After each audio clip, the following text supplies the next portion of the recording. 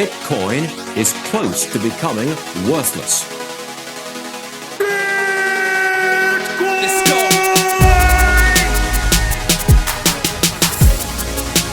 Now, what's the Bitcoin? Bitcoin's like rat poison. Yeah. Oh. The greatest scam in history. Let's get it. Bitcoin will go to fucking zero. Yeah.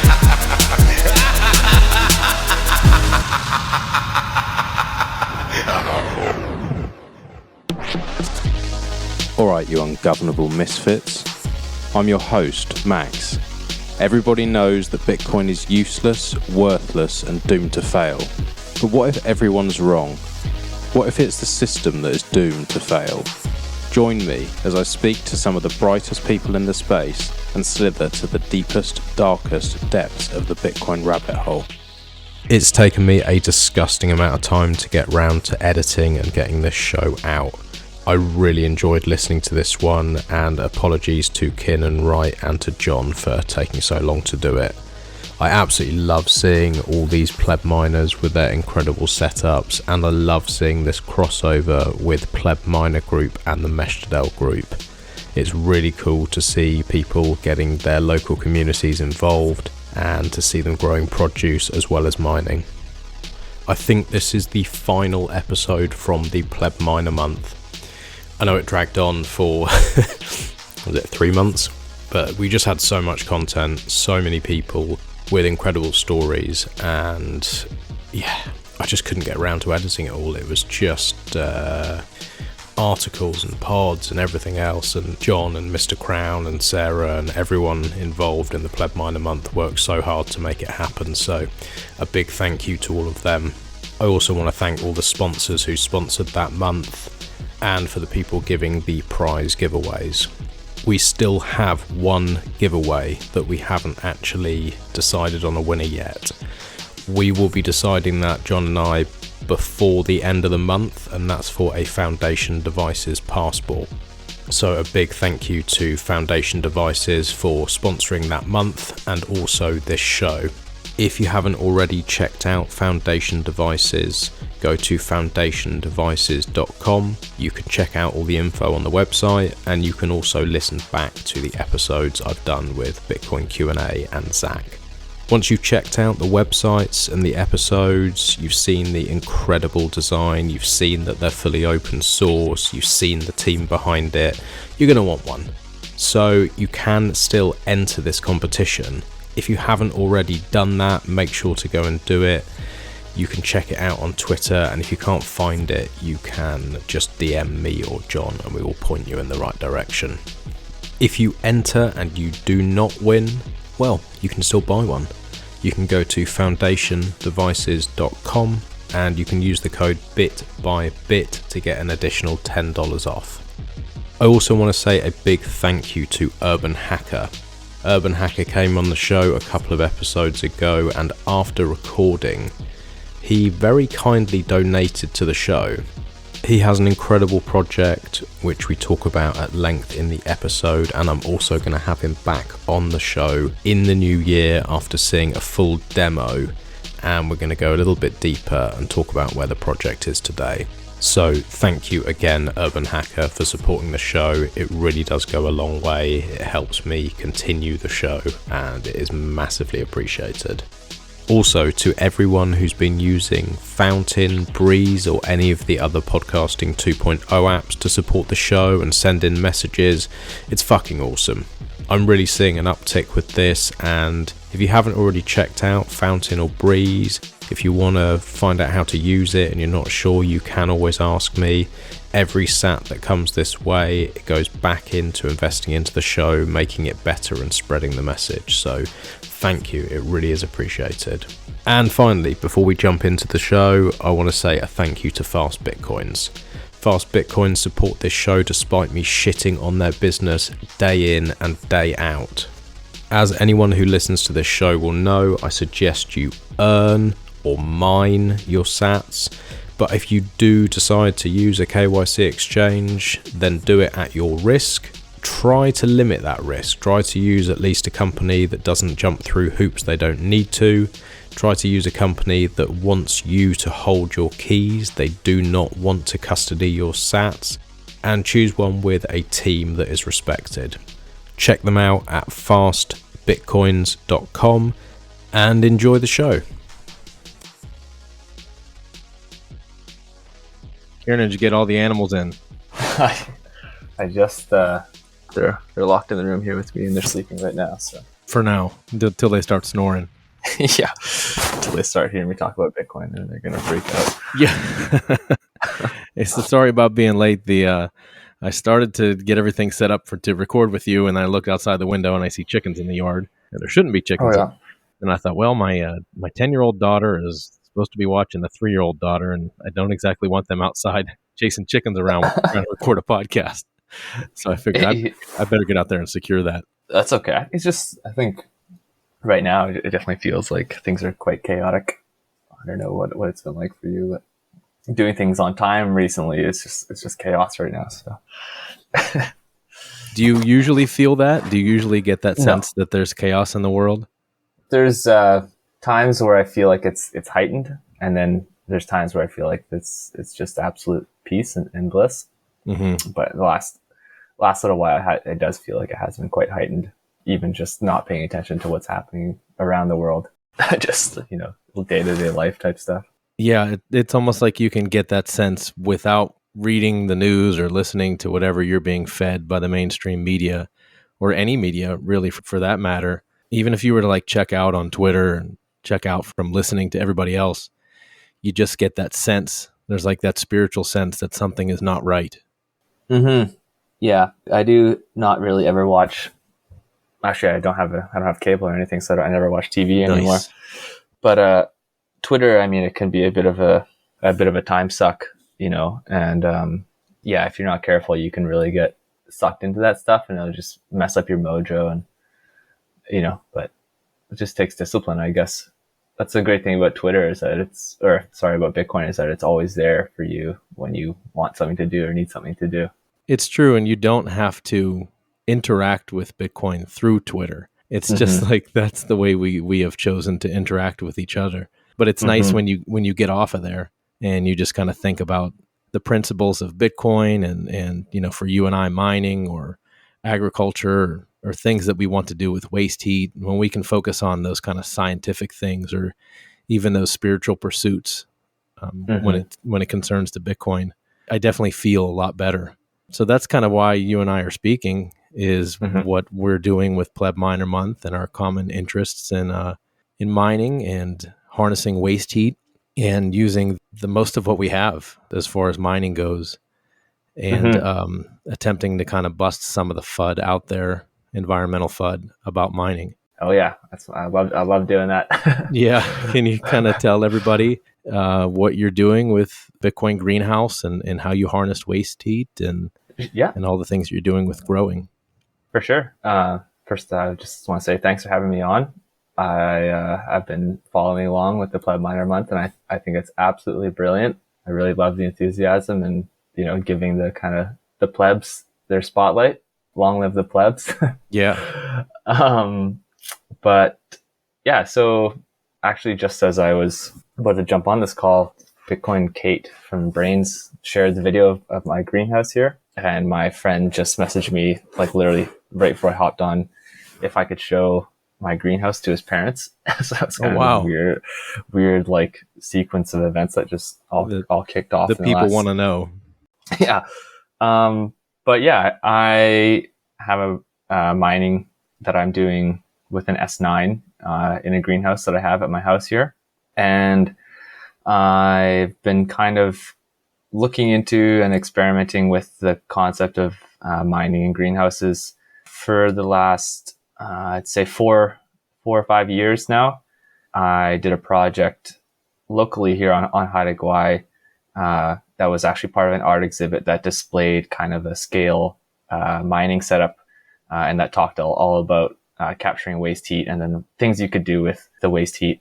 And I'm currently working on a full-scale version of that, which is at the website bitcoingreenhouse.org. and that is to be an open source greenhouse. So all the lessons that we're going to learn and that we are learning, will be available for people to kind of critique, and it's going to be built to provide food to our community where I live. There's a whole kind of litany of reasons for that, but Bitcoin actually is solving like quite a few problems all at once. And it's not just, providing heat, but it's also providing income, jobs, and like a stability. Yeah. That's kind of necessary to have a good foundation for any economy. And, thinking long term, the time preference thing, I think, is really crucial aspect of what's happening now. We're kind of running into all these problems that have come up because of the time scale of the thought process that goes into making decisions and stuff. So that's what I'm really fascinated about now. And I'm finding more and more people are also on board. People locally are asking me about it, and they want to know. So yeah, I mean, there's a lot I can unpack here. I guess it depends what you want to ask. Yeah, let's go deep into the setup of the greenhouse. What are some of the elements that you feel are necessary to have kind of a regenerative agriculture, permaculture greenhouse?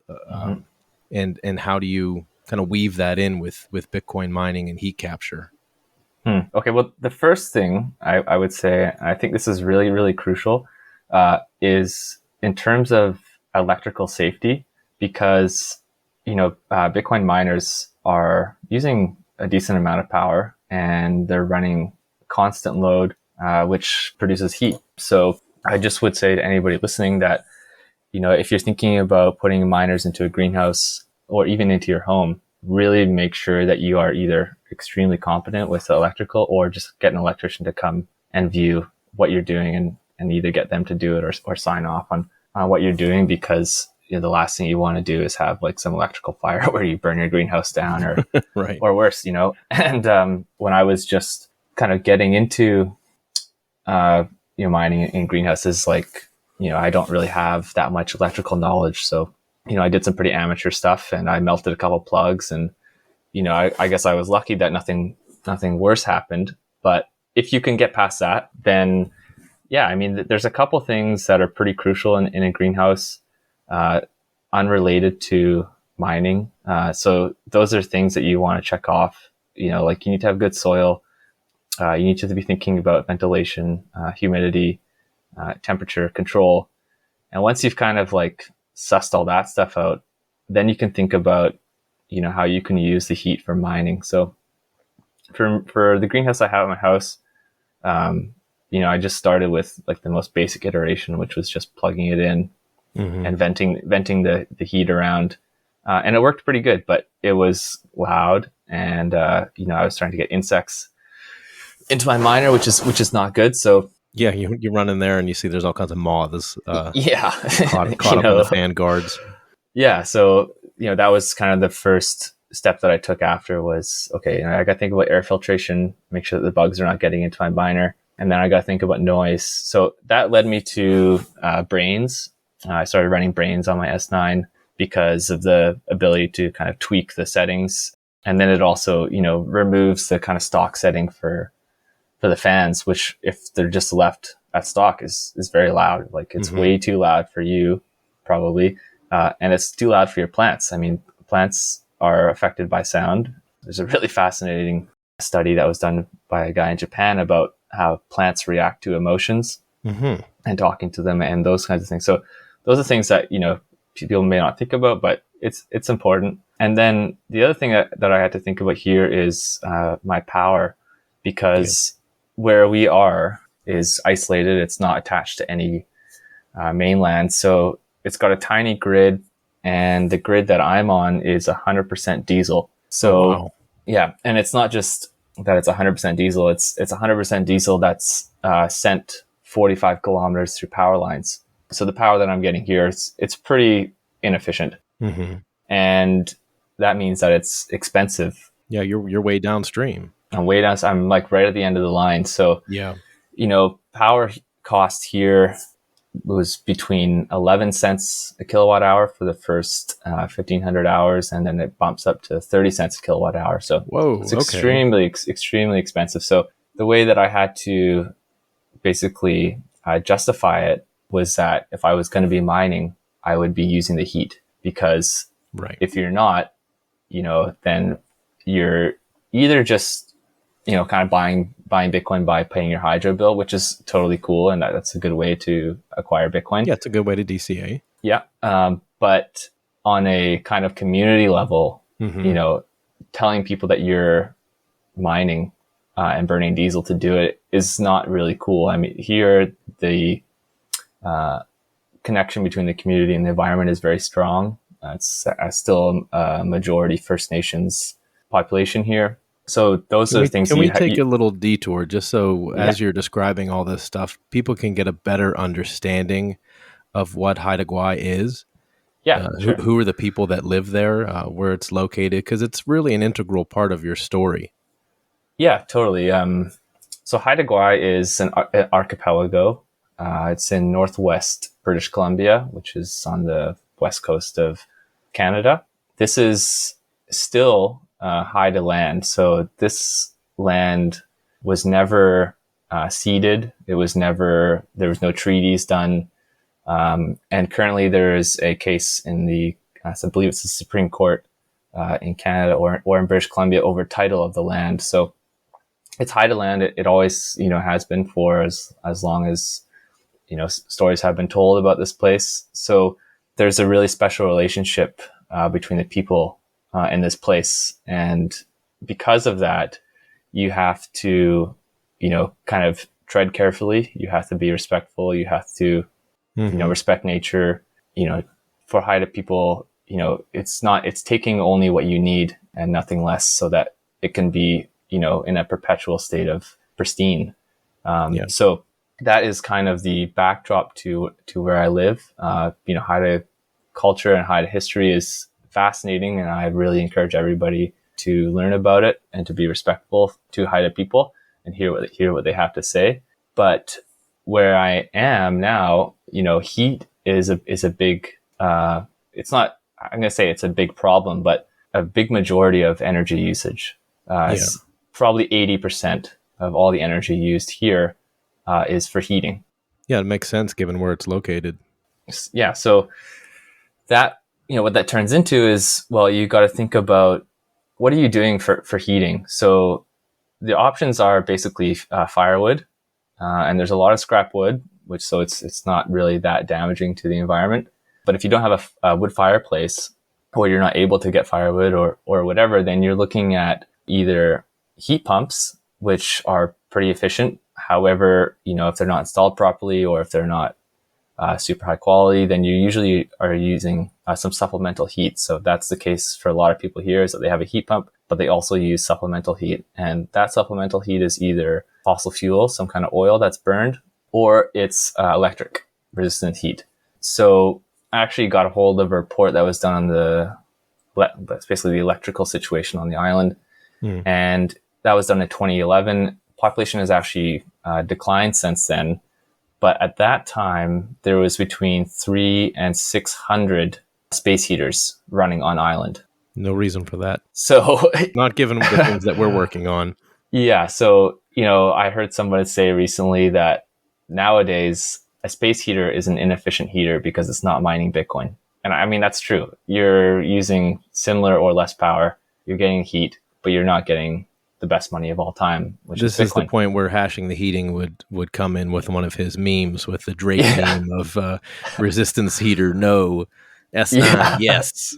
That's it. So, kind of all within that picture, mining Bitcoin here, has a place, and that place is replacing that electric resistance heat.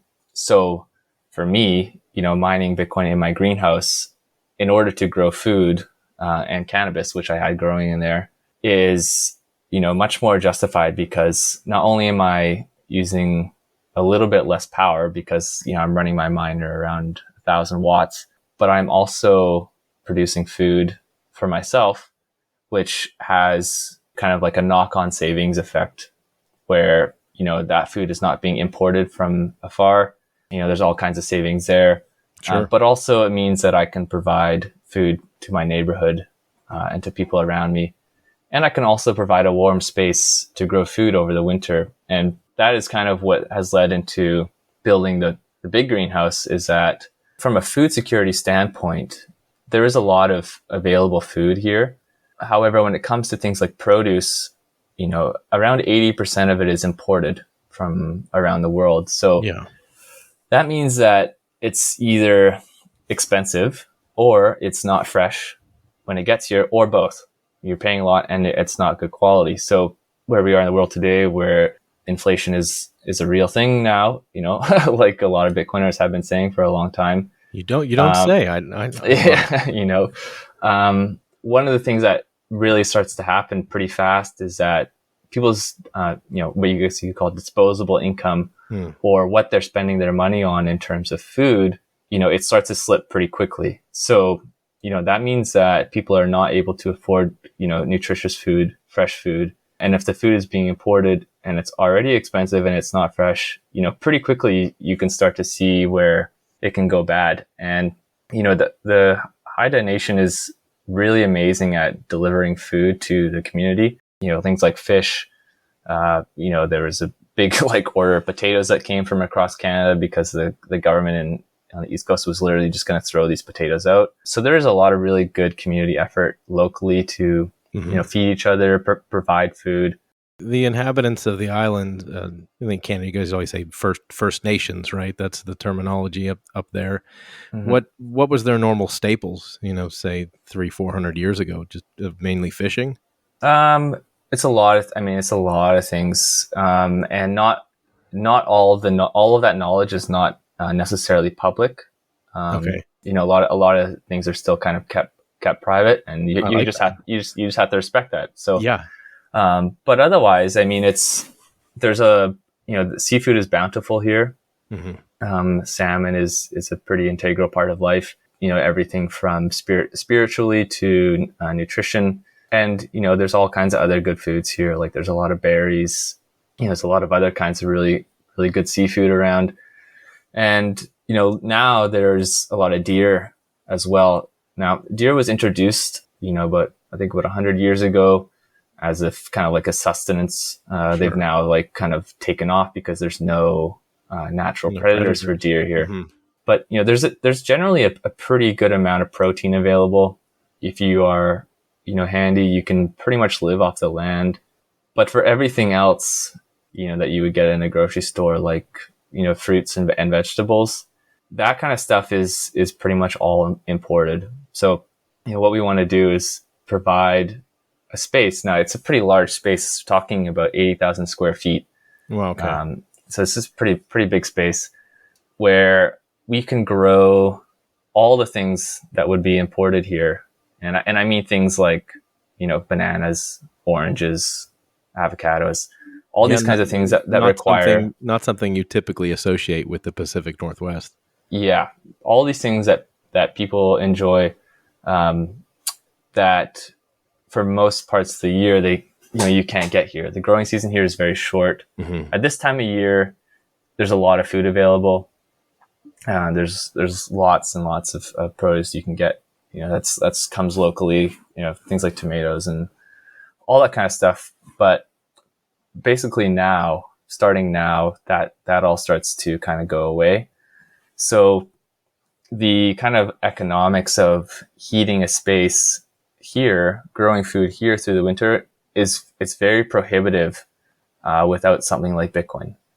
And the heating aspect of that is it's hard to understate how crucial that part is, because although it does not get freezing cold here, it's actually the warmest place in BC over the winter, because it's surrounded by ocean.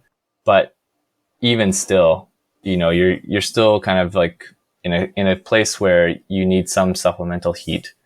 So we want to be able to basically build a growing environment where you would be able to grow anything that you want.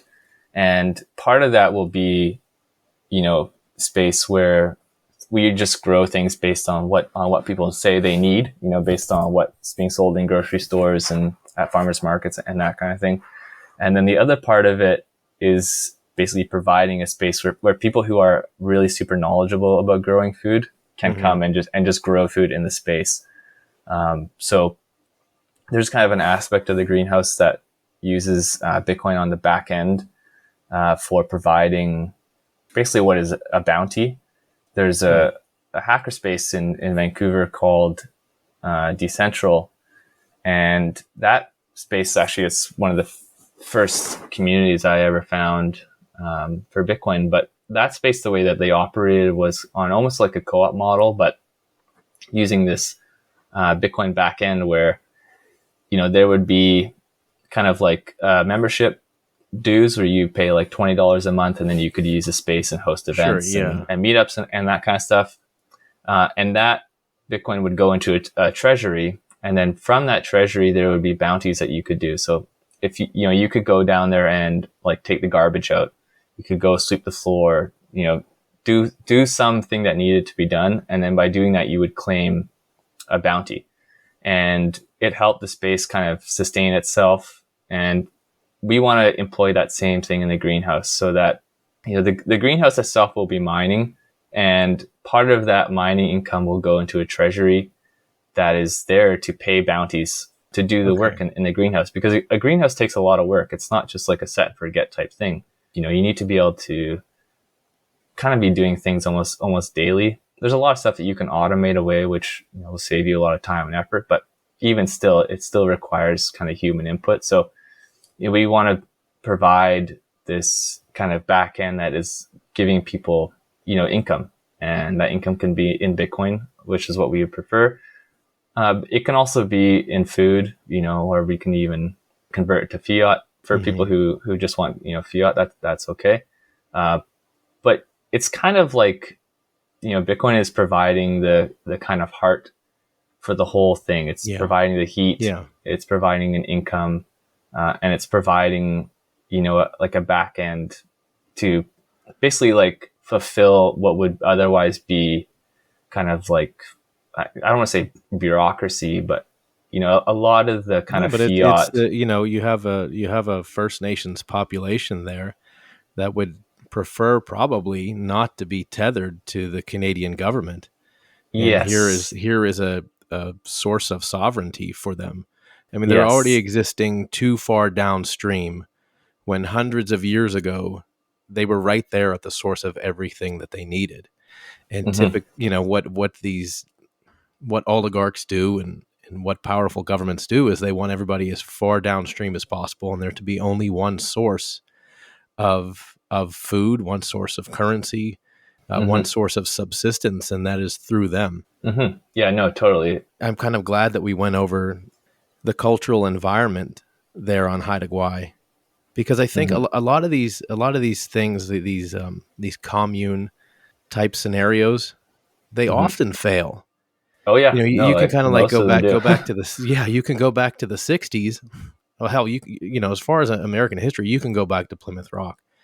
The first attempt there that winter, they tried the whole commune lifestyle, and it almost crashed the whole operation.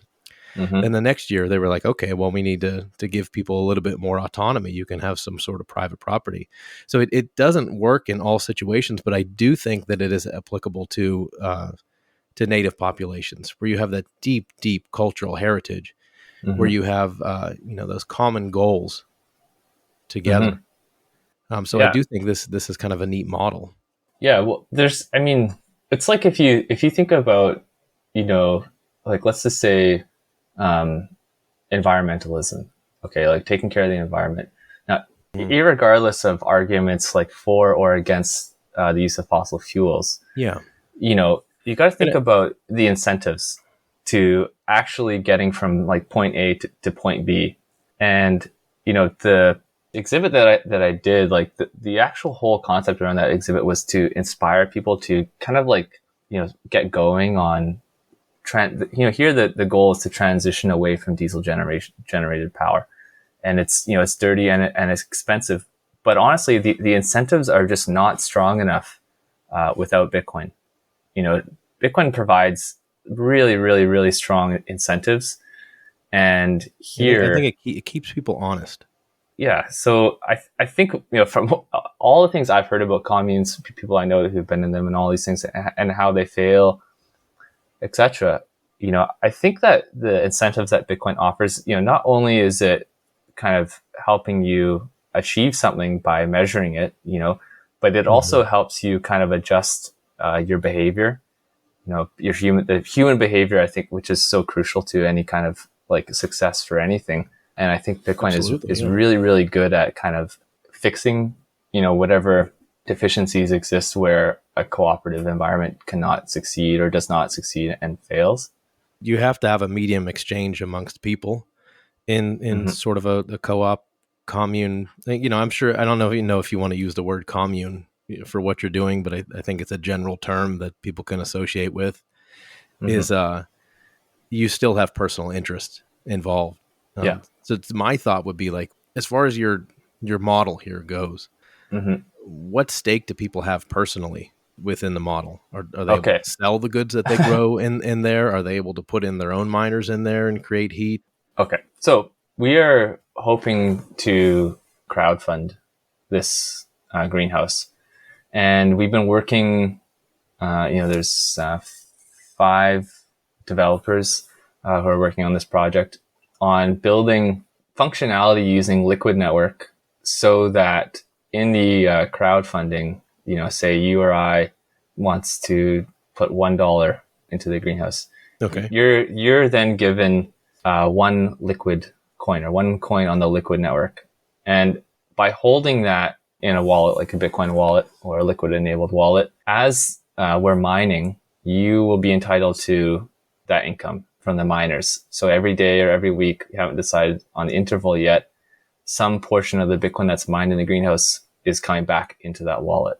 So for people who are helping to support this internationally, that is kind of the stake that they would have in the greenhouse, is that they would be, receiving Bitcoin as it's earned. And for people locally, same thing. So, I understand that people here, in some situations do not have a lot of disposable income and maybe don't have the capacity to invest in things. And that's okay. So when we set this up, a certain allotment will be, I don't want to say airdrop because I don't like that concept, but provided to everybody on an opt-in basis. It's got a bad connotation with shitcoinery, just the term airdrop. Exactly. So what it would look like is, we'll present the project. We're probably going to be presenting to the community in the next couple of weeks. And it will look something like, if you are unable to afford, this, then we still want you to have some stake in it. So, you will be given the option to opt into receiving we haven't determined the amount yet, but let's just say it's 5, greenhouse coins. By holding those coins, you will again be entitled to income that's coming from the Bitcoin, but also because of the actual power situation here, we're going to be able to sell a lot of power back to the grid, and that income as well will be, converted into Bitcoin and then paid out to everybody who's, basically holding any of the coins in the greenhouse. So our whole model right now is not even factoring in food sales. We're solely just basing this on what we can earn as the bare bones from mining. And then, by doing that, the hope is that everybody will have a stake in the greenhouse. And, if they want to come and do work, that's great. There'll be jobs available for everybody, varying skill, and they can earn Bitcoin additionally to what they are already getting. But in the scenario where we're able to sell food, locally, then if there is income from that as well, everything at the end of the day is going to be going back into Bitcoin. This is, purely a Bitcoin venture. We want to move away from the Canadian dollar at all costs.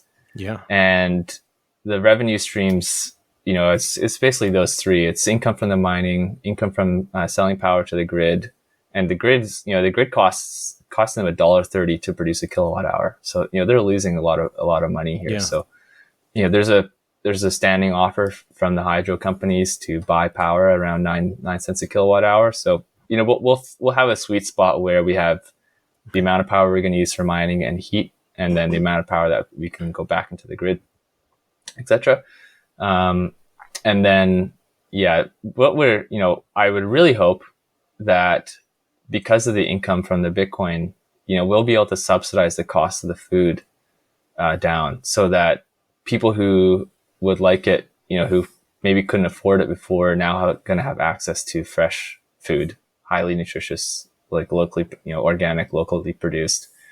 So there'll be, aspects of this that are community based, where people are coming in and growing food, but also people are coming in and working. And, we want it to be a place where people can come and learn about all these things as well. Learn about greenhouses, learn about, energy, renewables, all these things, and Bitcoin. Like there's a really cool greenhouse in a place called Inukvik, which is like right on the north of the continent, and it's a community greenhouse, and it's thriving. It's absolutely thriving. I will link it to you after if you want. You can put it in the notes or whatever. But yeah, please do. They're growing all kinds of food in there, but they're also doing all kinds of other stuff. Like they have yoga classes inside there. They do workshops on, canning and jarring and preserving and all these kinds of things. And it's kind of like a hub for the community. So that is what we want to achieve, is providing this space where, there's a physical appeal to it. It looks really cool. It's collecting a lot of energy. It's mining Bitcoin and providing income to the community, as well as the option to come and work. But it's ultimately a kind of like a hub for people to come, to learn, to, socialize, to chat about all these things, which are really crucial now. I think we're really seeing now how important things like growing your own food, collecting your own energy, which is the way that I would really describe Bitcoin mining. And then also just learning about these things so that you can go and do it on your own. Bitcoin is a really great system because it doesn't require permission, and it doesn't require some fancy degree, to participate. And there's a huge community of people like you, and like, frankly, all the people that are on the PlebMinerMonth who are just willing to help. It's like a standing offer to help. If you want to help, just, message and I'll get back to you as soon as I can. And that is really, really awesome. So, we kind of want to bring all that stuff into the greenhouse. We realize it's a pretty big kind of concept to achieve, but we made a ton of progress so far, and it's going to look really, really, really cool, man. It's like, I promise you. Yeah. That is definitely one of my favorite parts of interacting with people in the Bitcoin community, and especially interacting with all the plebs that we've gathered together for PlebMinerMonth. Just in the span of a few weeks, Chet has gone from installing an S9 to run off solar and at Carl's farm, to where Carl can use it to warm up his composting toilet, and he goes from Michigan to Guatemala to that Bitcoin Lake project to put used cooking oil in a centrifuge and run off a diesel generator and run some machines down there. It's just incredible the lengths that people will go to and spend money out of their own pocket because it's something that they truly believe in. And I think that's an environment that you have up there. You're clearly excited about the Bitcoin greenhouse, and you have so much of this planned out and so much of it thought out, from the design to how you're going to interact with the locals there and get them onboarded. A lot of Bitcoin onboarding just kind of happens on its own. Once you present the material, once you present the code to people, they get it. It puts a lot of things together. So I kind of want to go back to the design of the greenhouse. We talked about the size of the greenhouse. I believe, was it 80,000 square feet or 800,000 square feet? 80,000. 80,000 square feet. Yeah. So you need heat, you need ventilation. Have you decided on how many machines that you're going to need to warm that place up? And what are you using for power so you're not so far downstream from the power generation?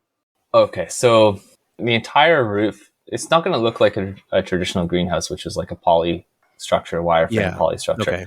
It's going to look like a longhouse, and a longhouse is a Haida building.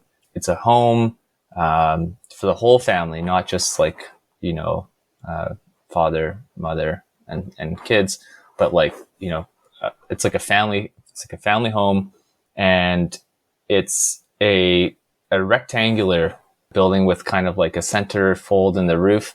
So you have these two very large rectangular surface areas on either side of the peak.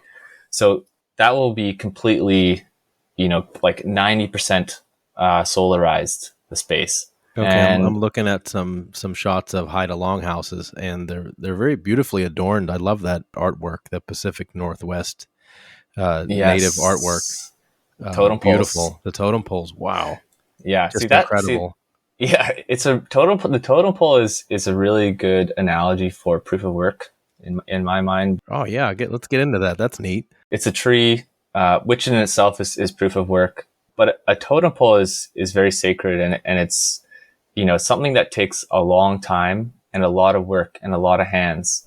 It's not only that; it's also what goes into it. So the designs that are on there, those are kind of like crests or kind of like spiritual beings, and a lot of them are representing of animals. But those things are kind of like sacred to certain clans and families. So one family will have kind of songs and stories that belong to them, and only belong to them, and those are passed down through the lineage. And those are the kinds of things that end up on the totem poles. So certain houses and certain families will have different totem poles with different crests, and those crests are specific to that family. Are totem poles to be read bottom up or top down? You know what? Actually, I don't know the answer to that. Sorry. Question. I don't know. I'm just thinking, is the bottom like the Genesis block, and there's your time chain as it goes up the pole. There's definitely an element of like organization for the crests and things that are put onto the pole. I actually couldn't tell you whether it's up or down, and I don't want to pretend like I know because I don't. But once the pole is built, carved and painted, then it's raised, and it's not just raised, by like a couple people. It's raised by like the whole community. I just actually went to a pole raising here not even a month ago, and it's a big community event. There's like hundreds and hundreds of people there, and you have a couple hundred people pulling on ropes to literally hoist this pole off the ground into its place at the front of the house. And then once it's up and standing, that is kind of like now you've found the block. You've made the block, and now it's there for everybody to see as like that visual proof of work. So the analogy with Bitcoin there is pretty strong. I'm actually finding now that the kind of world of Bitcoin and the world of First Nations people, one of the things that really I think correlates strongly is the kind of like supernatural aspect of it. Like we call Bitcoin magic internet money. And really, truly, I think there is some supernatural aspect to Bitcoin, and First Nations people, supernatural beings are extremely important to them, and they're, to be respected and to be taken care of. So I think what we will probably see, in the not too distant future is kind of this merging of, First Nations people and Bitcoin, because there is this kind of mutual aspect of supernatural, stuff. So that is something that the more that I'm learning about Bitcoin, the more that I'm seeing it, the more time I spend here, the more that I feel it. So that is what the greenhouse will look like, is basically a very large longhouse and with a solarized roof. Okay. So yeah, so it's kind of like maximizing your footprint for energy collection and also food creation. Yeah, it's a very broad roof. There's plenty of landscape up there to put up solar panels. Have you looked into any other sources of electricity generation, like gasifiers? Yeah, we have. The simplest one that's really readily available here is wind. There's a ton of wind power here. Okay. I can see that being an island right there. Do you already have kind of a little infrastructure for windmills? Is that already a popular No. option? No, Oh, so like I think with wind, that when people talk about wind energy, it's big honking wind towers. mhm. They're expensive, they're huge, they're hard to recycle. All these kind of all these not so great things that come around with them. But one of the things that really I think is unlocked with Bitcoin is that you're able to collect energy at different scales, and there was proposal here to do a big wind farm because there's a lot of wind, but it just didn't happen. And it's kind of like it's left a bad taste in people's mouth when it comes to wind. So that kind of operation is probably not really going to happen. But there is a lot of really cool options I can just see from looking at these buildings and totem poles that aesthetics are important. Yes, and the natural lay of the land, I'm sure, is important to yes. everyone there as well. So a bunch of big ugly windmills probably wouldn't cut it for them. Yeah, no, it's not going to happen, and I don't think anybody's really pushing for that anymore. But there is good, small scale wind collection now, and there's one company I really think is cool called Icewind, and they build remote wind collection for like Arctic research stations. But that's something that we've looked into is because we want to think about what is the maximum amount of energy that we can collect with this space. And, solar is like a pretty simple, easy one because of the surface area, but, it does have its drawbacks, and you have to be realistic about that. So, Sure. The other ways that we can collect power are wind. That's pretty straightforward. There is also tidal energy, quite nearby. But in terms of, going from the theoretical energy collection to the actual implementation. As you get away from solar, it starts to kind of bloat with permitting, feasibility, bureaucracy, et cetera, et cetera, et cetera. And it's often prohibitive. So we're just focusing right now on doing everything we can with solar. And, once we have that achieved, then we will look into other things, because there's a lot of there's tons of other ways to get power. Sure. There's really good geothermal here, but it's a cost prohibitive based on the size of the population. There is all kinds of other technologies. I guess, you could look at like hydrogen and, those kinds of things. I would say that, fossil fuels, are just kind of like taboo here. It's not really feasible to make presentations where you're talking about increasing the use of fossil fuels. And I would like to, just put in the caveat that I do understand the importance of fossil fuels and what role they play where we are today. And that, certain uses of fossil fuels like natural gas and stuff, it's pretty clean. I mean, it's not like, you're burning bunker fuel and stuff. My best friend runs a natural gas electricity generation plant in Georgia. And he will lose his mind if somebody says that their, CO2 emissions are high. And he's like, my plant's 95%, efficient. And even after that point, we pump it back in and use it again. And he'll go off. Oh yeah. There's a lot of nuance there. And I think there is a lot of nuance. It's important to, I'd like to get you hooked up with a guy in the Pleb Miner group, the Bitcoin Baseload, and his view kind of thing. Like, reach out to him.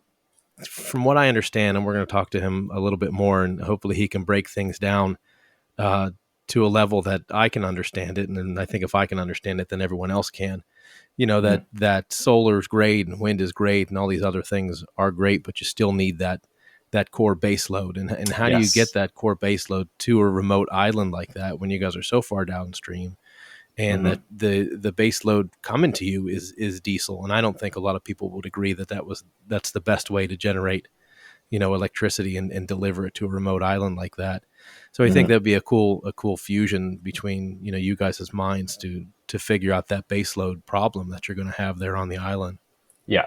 I would, be the first person to say that, the more that I'm learning, the more that I'm realizing how little that I know. Yeah, I have the same problem. You know, and it's just like, it's endless, but you know, it's like, you know, pushing the rock up the hill, you know, it's like that meme. It's like, are you winning, son? It's like, yes, if it wasn't for my misery, like I wouldn't be able to enjoy the good things, you know? So if it wasn't for this Sisyphean project that I have of pushing this rock up the hill. Yeah. So, what we're looking at doing, because like, you know, he's totally correct. I mean, solar is not a base load, and wind is not a base load. So you're going to be doing net metering. We're not going to, you know, we're going to have as little batteries as possible, and we're just going to tie into the grid. I agree with you on that one. The battery thing worries me. Yeah. So that in the summer, because in the summer here, because we're very far north, you know, the days are very long, like, you know, really long. So there's going to be, you know, a lot of solar energy produced here in the summer that we're not going to really use, but the town where the greenhouse is located, you know, it's only like 5 minutes from the town, not even, where the greenhouse is going to be located. So the idea is that in the summer, you know, we are producing such amount of power during the day that we will feed back into the grid, and on an annualized basis, you know, we will be able to provide like a net reduction in diesel burning. And then in the winter, you know, when there's not very much sun at all, then we would just be pulling power from the grid. And we've had one like kind of like survey done on the solar yield here. We're getting another one done this week just to get a second opinion. But it does look like we can run like a few hundred S19s if you wanted to. I don't think we're going to need that many in the greenhouse. I would say not. So, yeah, but you know, we want to, at the end of the day, we want to be at the very least reducing the amount of diesel burn on the island. Yeah, and you know, there was at one point drilling here for oil about, I think, 100 years ago, and it just didn't really pan out. So, you know, when we're talking about using fossil fuels for baseload, like, yes, in theory, that is a good concept and it can work. The problem, however, is that the shipment of those fossil fuels to this island is crossing like literally one of the most dangerous bodies of water in the world. Yeah. So if something goes wrong, and likelihood is that eventually something will go wrong, then you're talking about an ecological disaster that is A, going to be you're directly responsible for, and B, is just causing a lot of harm to something that's so crucially important to the people that live here that, you know, honestly, we have to find another way. Have you spoken to Moses at all? Ernie Gusham, he's in the Toronto area. I don't think so. Okay, my pod with him will be coming out soon, but I'd really like you guys to have a conversation. Okay. He's a First Nations guy. He wants to empower, you know, the people there with growing something called azolla, which is like an algae that kind of grows on this fern, and it just grows and grows, and you can grow it in pretty much anything. You just need some water, and you need some chicken poop or something like that, you know, and it will grow. And then you can take it and break it down and put it into a gasifier and burn it as the fuel, and then you're making biochar and you put it right back in. So I think you and Moses would have a really great conversation, and I think bounce things off of each other. Yeah, we follow each other on Twitter. Ernie Gusham. Yeah.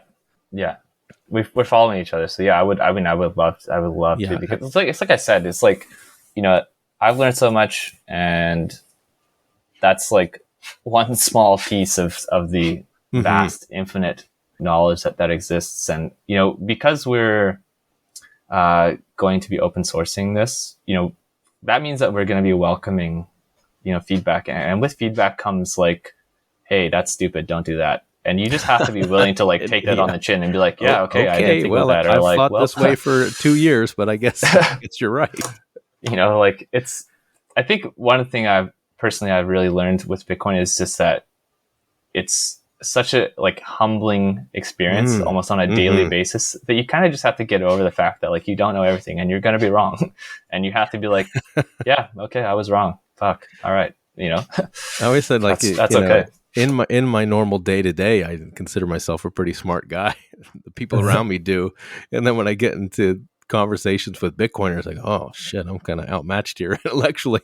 I'm just gonna sit here and listen and go, That makes a lot of sense to me. Yeah.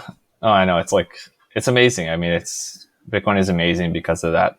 But you'll have these amazing people, and all you have to do is ask, like we had talked about before. Hey, Moses, can you help me out with this? Yep, I'll spend hours, if not days, and whatever I have to do to help you achieve the things that you want to achieve. Because I think all of our goals are pretty pure. A lot of us got into Bitcoin originally because we thought we were going to get rich. It's like, you know, enter the space for the money and then stay for the kind of the moral obligation of it all. The other day, I was kind of thinking about this. It's like the way that I was thinking about it. I was like, imagine you're in a dark room and you know that there's a place that is, you know, bright and happy, and you know that you want to get there, but everything's dark and you can't see where you're going and you don't know what to do. And then all of a sudden, this kind of like tunnel opens up, and you can see at the end of the tunnel, like, okay, that's where I need to get to. That's the place where the light is.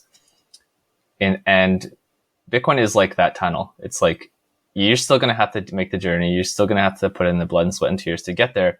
But at least now you have a path, and, you know, it's on you to kind of like keep going until you get to that place.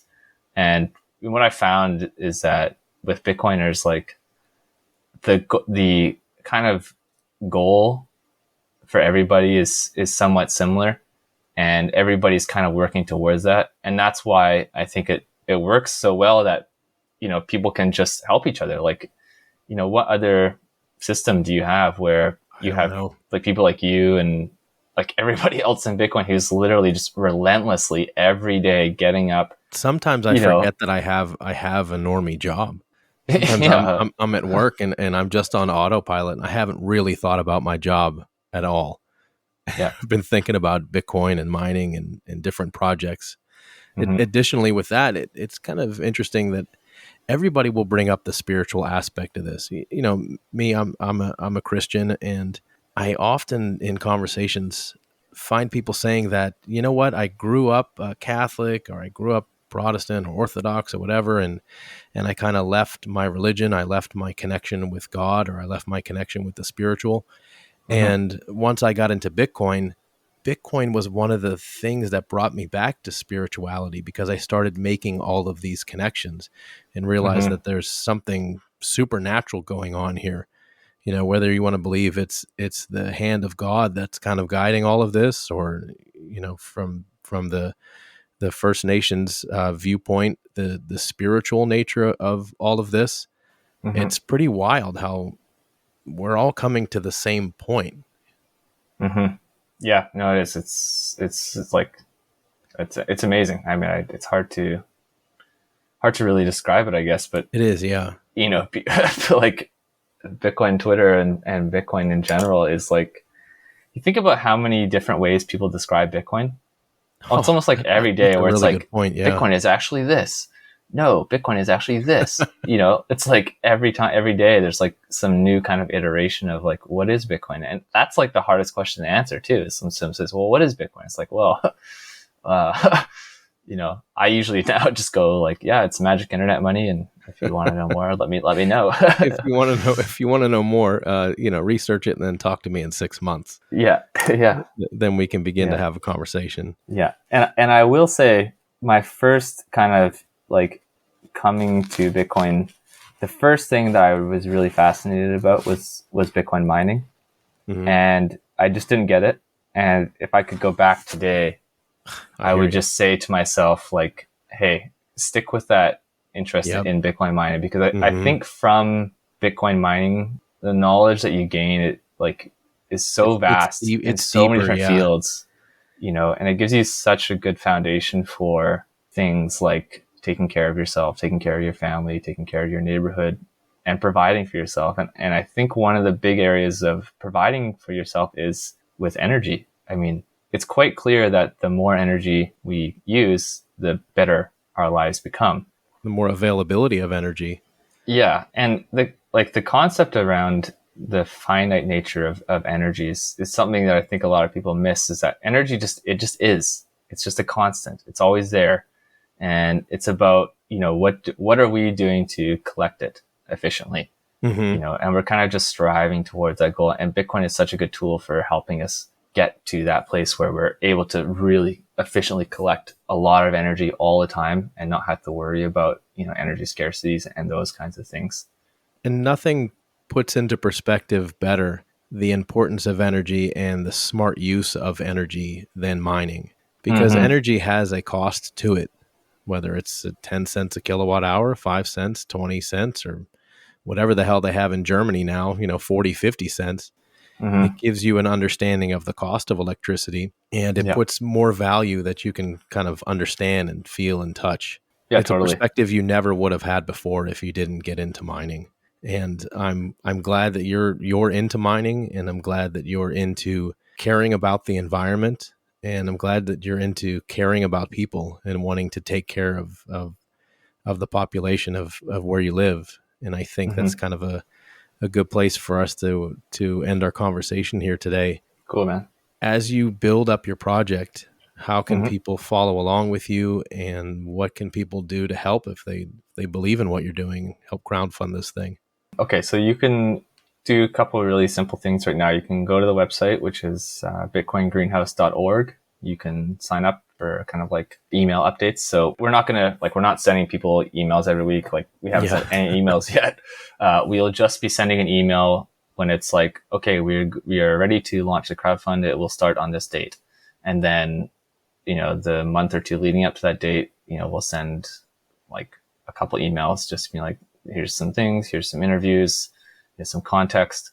You can follow us on Twitter. It's at BTC Greenhouse. Again, we have not really posted on there, and we're not really going to be posting on there probably until we're a little more kind of past the community. That's understandable. Yeah.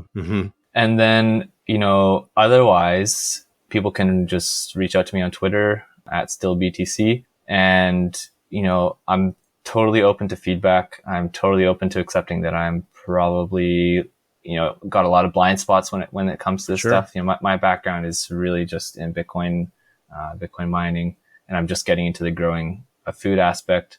We have one of the people on the team that's his expertise. He's an electrician, and he builds greenhouses, heat systems in greenhouses, and automation in greenhouses. Good thing he's on your team. Yeah. Yes. So, we've talked a lot about the design of the heating system and, what that's going to look like. But yeah, those are the ways that you can get in touch with us right now. We have a GitHub that's currently private, but it will be open sourced. We have a tool that we built alongside the project. It's like a Git ledger. So, to provide kind of like a transparency into what's going on with funding, acquisitions, hiring, all that kind of stuff. It's anchored to the Bitcoin chain, and that tool will be open source as well. So everybody can use that. And I'm on Telegram too, at the Real Ninja. So you can message me there. But yeah, I'm happy to take feedback. I'm happy to take critical feedback. I'm happy to take trolling, whatever. Yeah. And happy to take trolling. You're the first person to ever say that. And I'm also happy to help other people too, who are interested in these things.